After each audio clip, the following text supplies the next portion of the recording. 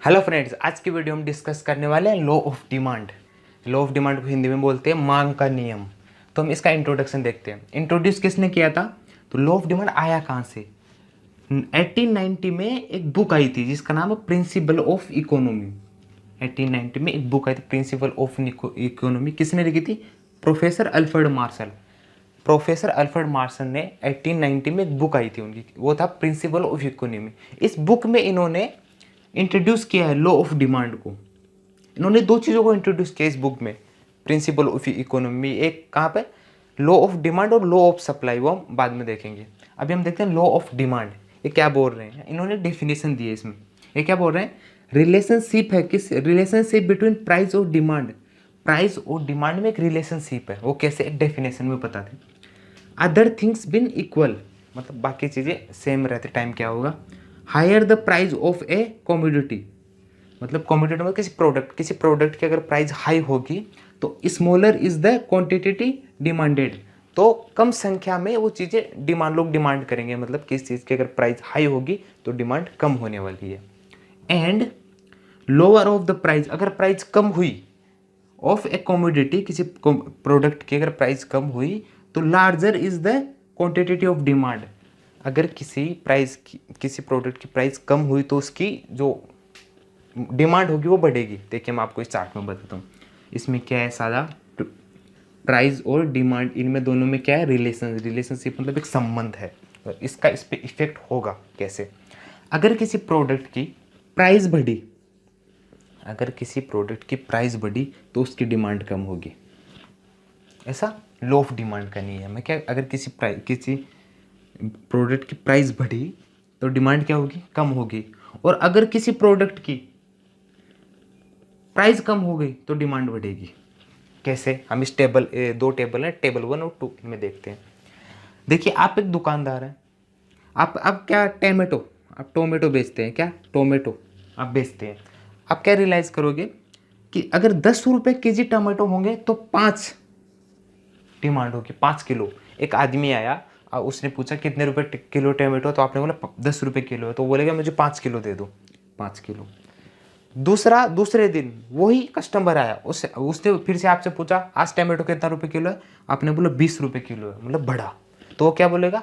नहीं आज मुझे 5 किलो नहीं, आज मुझे 4 किलो दो। तीसरे दिन आया, आपने बोला 30 रुपये किलो है आज टमाटो, उसने बोला 3 किलो ही दे दो। चौथे दिन आया, आपने बोला 40 रुपये किलो है आज, पहले दिन 10 था आज 40, 4 गुना बढ़ गया है, तो उसने बोला नहीं आज 2 ही किलो दे दो। पांचवें दिन आया, आपने बोला आज 50 रुपये किलो है, तो उसने बोला सिर्फ 1 किलो दे दो। इससे क्या हुआ? जैसे जैसे प्राइस बढ़ रही है डिमांड कम हो रही है।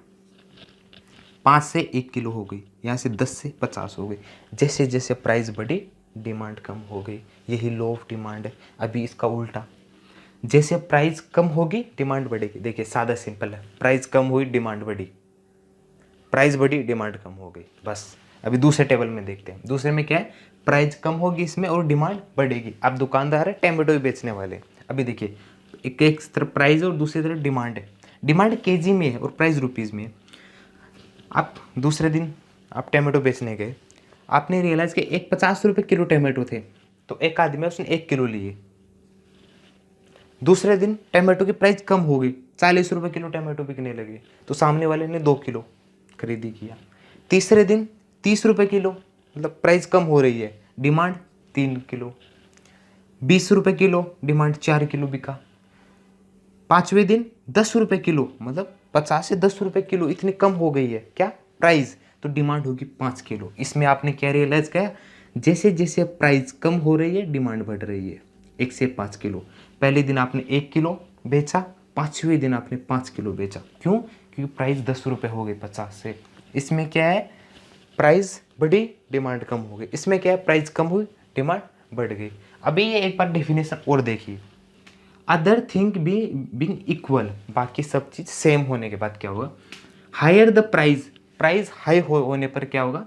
Higher the price of a commodity, किसी प्रोडक्ट की प्राइस अगर हाई होगी, smaller is the quantity demand, तो अगर किसी प्रोडक्ट की प्राइस हाई होगी तो डिमांड कम होने वाली है, मतलब लोग कम डिमांड करेंगे अगर प्राइस हाई होगी तो। एंड लोअर ऑफ प्राइस, अगर प्राइस कम हुई ऑफ ए कॉमोडिटी, किसी प्रोडक्ट की अगर प्राइस कम हुई तो क्या होगा, larger is the quantity demand. वो सेम है, बस ये आपको याद रखना पड़ेगा। इस बुक में इन्होंने ये डेफिनेशन दी है और मैंने आपको एक एग्जांपल में सादा सिंपल समझाया कि लॉ ऑफ डिमांड क्या है। प्राइस बढ़ी, डिमांड कम हुई, प्राइस कम हुई, डिमांड बढ़ी, बस यही है लॉ ऑफ डिमांड। तो इस वीडियो में हमने क्या देखा, लॉ ऑफ डिमांड। ये पार्ट 1 है डिमांड एनालिसिस का। पार्ट 2 में हम देखेंगे डिटरमिनेंट्स ऑफ डिमांड, मतलब डिमांड किन किन चीज़ों पे डिपेंड होती है, वो हम अगले वीडियो में देखते हैं। यहाँ तक का वीडियो अगर आपको समझ में आया हो, अच्छा लगा हो, तो वीडियो को लाइक करें और आपके कोई भी डाउट्स हो तो आप कमेंट बॉक्स में हमें बता सकते हैं। मैं अगले वीडियो में कोशिश करूँगा उन्हें क्लियर करने की। तो मिलते हैं अगले वीडियो में। Thank you so much.